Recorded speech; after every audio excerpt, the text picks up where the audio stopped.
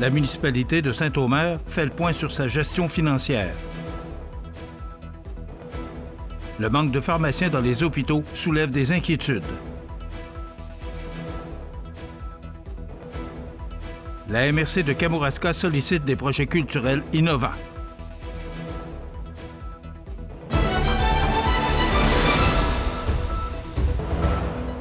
Lundi 3 février 2025. Bonjour mesdames et messieurs, bienvenue à votre bulletin régional et votre émission régionale de Bonjour Côte-du-Sud sur le réseau de télévision CMA-TV. Bon début de semaine. Un communiqué de presse a été émis par la directrice générale de la petite municipalité de Saint-Omer, Stéphanie Lisotte, afin de clarifier la situation des finances et la gestion de la municipalité. En effet, un communiqué de presse a été expédié aux médias régionaux jeudi dernier dans le but de rassurer les citoyens et rétablir les faits quant à la gestion financière et l'engagement envers la transparence de la petite municipalité de Saint-Omer, de moins de 300 habitants, située au sud de la MRC de Lillet.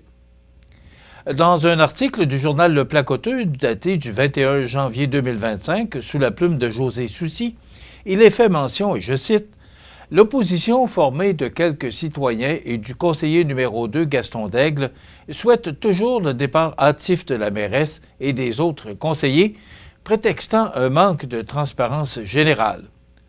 On craindrait même la faillite prochaine de la municipalité. » Selon la directrice générale, la situation financière de Saint-Omer serait stable et en bonne santé. Actuellement, la municipalité disposerait de plus de 360 000 $ répartis dans ses différents comptes, dont des réserves dédiées aux loisirs, aux élections et aux projets futurs.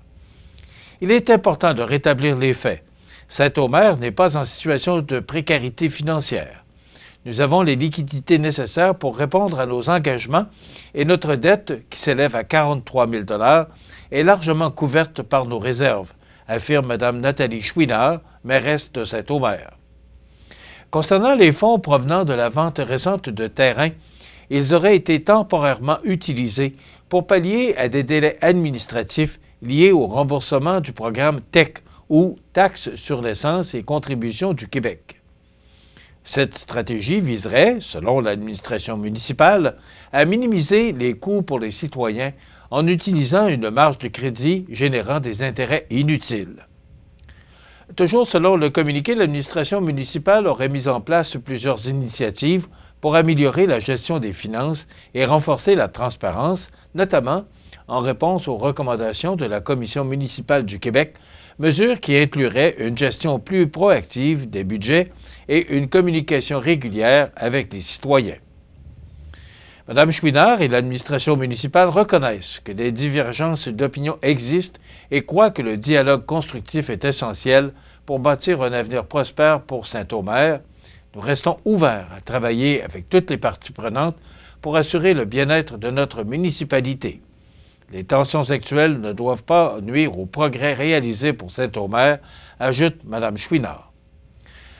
Enfin, en conclusion, Mme Chouinard, mairesse, et son administration réitèrent leur engagement à servir leurs citoyens avec intégrité et dévouement et désireraient continuer à travailler pour une gouvernance transparente et une gestion financière saine en veillant à ce que chaque décision prise soit dans l'intérêt supérieur de Saint-Omer et de ses résidents. Le manque de pharmaciens dans les hôpitaux de Chaudière-Appalaches continue d'avoir des conséquences inquiétantes sur la qualité des soins aux patients. En effet, selon une enquête de l'Association des pharmaciens des établissements de santé du Québec, plusieurs secteurs critiques des hôpitaux fonctionnent avec des effectifs largement insuffisants, particulièrement dans la région de Chaudière-Appalaches. À l'urgence, 89 % des besoins en pharmaciens ne sont pas comblés. Pourtant, une part importante des visites hospitalières est causée par des problèmes liés aux médicaments. Aux soins intensifs et coronariens, où la médication est complexe et nécessite une surveillance accrue, 55 % des besoins restent insatisfaits. En dialyse, la moitié des postes nécessaires sont vacants, mettant en danger des patients dont l'état de santé nécessite un suivi rigoureux. Cette pénurie a des répercussions directes sur le réseau hospitalier. Moins de pharmaciens signifie des délais plus longs aux urgences, des hospitalisations prolongées et un risque accru d'incidents médicamenteux. Pourtant, leur présence permet d'optimiser les traitements et d'accélérer la prise en charge des patients. L'Association des pharmaciens des établissements de santé du Québec pointe du doigt l'inaction du gouvernement Legault. L'entente de travail des pharmaciens des établissements de santé est échue depuis près de 2 ans et aucune négociation n'a été amorcée pour améliorer la situation. Si le gouvernement continue d'ignorer nos solutions, la situation ne fera qu'empirer au détriment des patients, déplore Julie Racicot, présidente de l'Association des pharmaciens des établissements de santé du Québec. L'association réclame une intervention immédiate du gouvernement pour favoriser l'attractivité de la profession, améliorer le recrutement et assurer la rétention des pharmaciens en région. Elle propose, entre autres, de renforcer les liens entre les établissements, d'offrir de meilleures conditions de travail et de faciliter l'accès à la formation spécialisée en pharmacothérapie avancée. Linda Vaillant, directrice générale de l'association, presse les ministres Christian Dubé et Sonia Lebel d'intervenir. Si rien ne bouge, nous n'aurons d'autre choix que d'entreprendre des actions. La situation demeure critique. Reste à voir si le gouvernement prendra enfin des mesures concrètes ou laissera cette crise se poursuivre au détriment des patients et du réseau de santé. La MRC de Kamouraska sollicite des projets culturels innovants. On vous donne tous les détails après la pause. Atelier Bois, fabrication de mobilier et armoires sur mesure. Que ce soit résidentiel, commercial, institutionnel, nous allons plus loin qu'une simple fabrication. Nous la créons à partir de vos idées. Atelier Bois, fabrication sur mesure, 248 14 85. CEMA TV agrandit son rayonnement de diffusion. En plus de regarder CEMA TV sur son site web et sur le câble de Cogeco, vous pouvez maintenant capter la programmation de CEMA TV sur le canal numérique 206 ou analogique 14 sur le câble de Saint-Pamphile. CEMA TV, partout pour vous. Faites plaisir à votre Valentine ou Valentin pour le 14 février, fête de la Saint-Valentin. 100 $ en chèque cadeau à gagner chez Carl Poulin le bijoutier et 100 $ en chèque cadeau au nouveau Resto Pub le Cataros, rue Saint-Jean-Baptiste, Montmagny.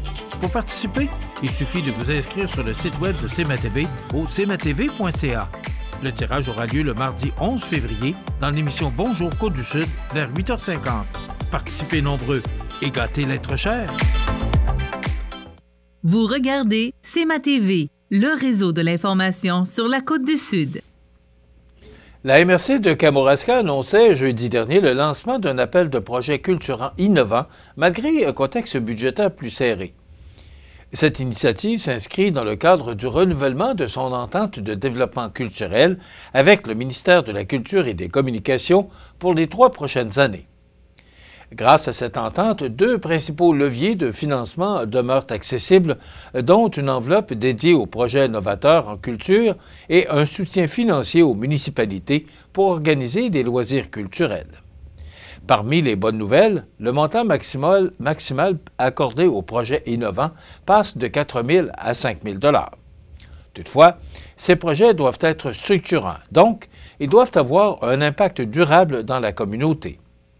Les activités de médiation culturelle et celles qui impliquent activement le public sont particulièrement encouragées, alors que les projets récurrents ne sont pas admissibles. Le préfet élu de la MRC de Kamouraska, Sylvain Roy, souligne que ce programme permet, chaque année, aux artistes et organismes d'explorer de nouvelles avenues et de dynamiser le milieu culturel local. Les organismes à but non lucratif, les municipalités, les fabriques, ainsi que les artistes collaborant avec ces entités ont jusqu'au 28 février 2025 pour soumettre leurs projets. Par ailleurs, l'enveloppe destinée aux loisirs culturels municipaux permet à chaque municipalité d'accéder à une aide de 1 000 $ par année pour organiser des activités culturelles. Pour en bénéficier, les municipalités doivent soumettre une résolution à la MRC et contribuer à hauteur de 20 %. Les artistes peuvent également proposer leurs services. Soulignons en terminant que ce programme est une belle opportunité pour diversifier l'offre culturelle de Kamouraska et encourager la création locale. Les sports, présentés par Groupe Corriveau, entrepreneur électricien et plomberie, un appel, 4 services. Groupe Corriveau à Montmagny, 418 248 8992, votre solution. Vous avez des projets de construction ou de rénovation? Pensez Groupe Corriveau, entrepreneur électricien et plomberie. Un appel, 4 services, 418 248 8992, Groupe Corriveau à Montmagny ou groupecorriveau.com. La solution pour du travail bien fait.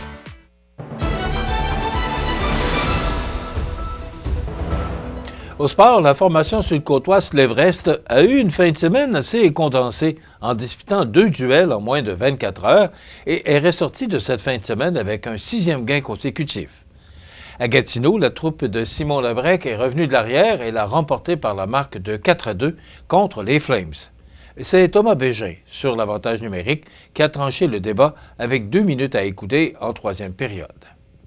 Moins de 24 heures après la rencontre à Gatineau, l'Everest a signé une autre victoire par la marque de 4-2 contre le Phoenix de Montréal. Le capitaine Dan Chrétien a mené la charge avec une rencontre de 3 points samedi en fin d'après-midi. Avec cette séquence à l'étranger, l'Everest est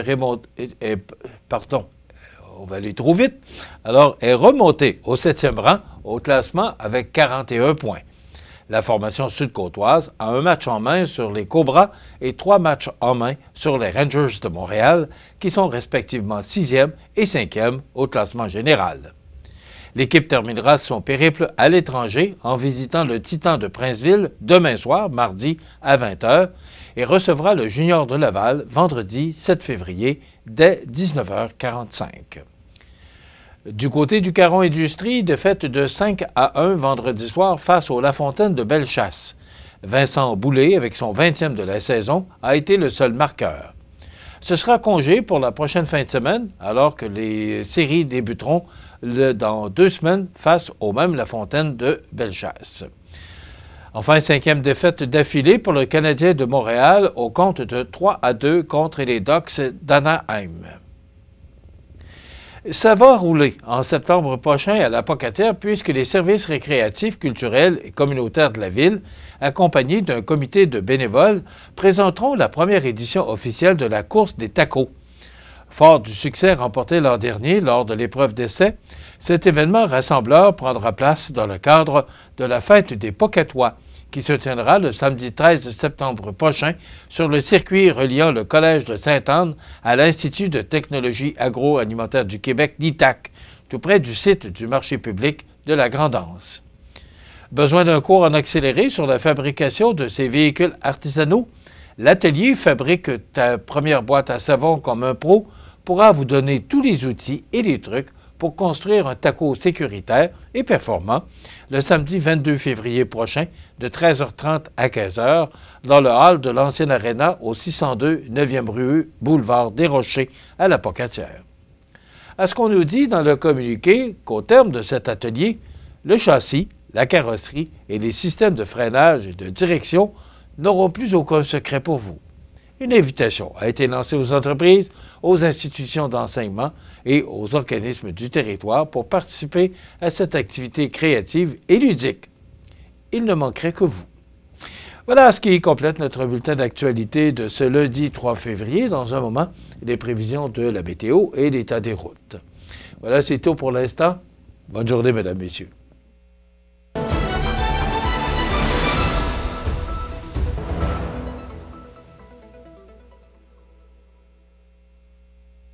Les Caisses Desjardins de Montmagny-Lillet, fiers partenaires de l'émission Bonjour Côte-du-Sud.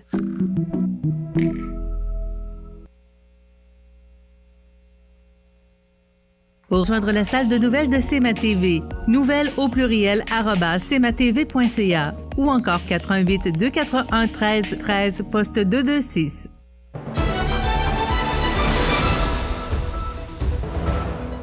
Alors, à la météo, on a connu quand même une belle fin de semaine sous le soleil, mais c'était quand même des températures tout près des normales de saison, mais c'était froid. Là, c'est un système qui nous atteint, qui va passer très rapidement vers la nuit prochaine, aux alentours de la nuit prochaine. Ça va se dégager. Et si on regarde l'image radar, ben voilà, elle parle d'elle-même. Alors, ça nous donne pour aujourd'hui, on dit que le 3 fait le mois. Alors, on parle de neige intermittente, accumulation de 2 à 4 cm. Ça deviendra venteux du sud-ouest à 20 km avec des rafales à 40 au cours de l'avant-midi, maximum de -4. Ce soir et la nuit prochaine, de la neige qui cesse tard en soirée. Un dégagement qui s'amorce par la suite avec une accumulation de 2 cm par endroit. Des vents du sud-ouest de 20 km avec des rafales à 40 qui deviendront légers vers minuit, minimum de -13. Demain mardi, alternance de soleil et de nuages, 40 de probabilité d'averse en après-midi, des vents qui deviendront d'ouest à 20 km/h avec des rafales à 40 le matin, maximum de -7. On pourrait ressentir -14 demain après-midi. Pour mercredi, le 5 février, comme je le dis, le 3 fait le mois, le 5 le défait, bien, il va faire beau mercredi. Donc, on devrait avoir un beau mois de février. Du soleil avec un maximum de -13. Jeudi, on parle de neige, un maximum de -8. On parle de possiblement 10 cm de précipitations. Vendredi, c'est le retour du beau temps. Il y aura quand même de fréquents passages nuageux avec un maximum confortable de -5 degrés. Les normales de saison, ci de l'année, sont de -7 le jour, -18 la nuit. Le soleil s'est levé à 7h05 ce matin et se couchera à 16h48, heure normale de l'Est. Il fait actuellement -9 degrés à l'extérieur des studios de CMA-TV. Les vents soufflent faiblement du sud à 4 km/h. L'humidité est à 81 et la pression barométrique est à 101,7 kPa. Donc, un petit peu de neige, rien de bien important, et ça se dégage pour nous apporter du beau temps demain. Et toute la semaine, mais jeudi, on parle de 10 cm de neige, mais on vous parlera de ça davantage demain. Maintenant, pour le programme de cette émission du 3 février, dans un moment, on vous présente une entrevue avec Mélanie Couillard, directrice des ressources humaines chez IGA, Steve Gobeil, qui est travailleur, cherche le bon mot, là, mais il est travailleur il travaille au Centre d'action aux bénévoles Montmagny-Lillet, et également Francis Rouleau, qui est directeur général chez IGA. On va parler pour la Saint-Valentin. Nous t'invitons à donner au suivant. C'est une belle promotion dont ils vont venir nous parler dans un moment. Et on recevra également Mme Rosalie Bilodeau, intervenante responsable du service de répit Adore et de Solidarité Cancer. Alors, elle viendra nous parler demain de la Journée mondiale du cancer. Et bien sûr, il y aura l'actualité. Alors, voilà ce qu'on vous propose comme menu de cette émission du 3 février. Je vous souhaite donc une excellente émission à notre antenne.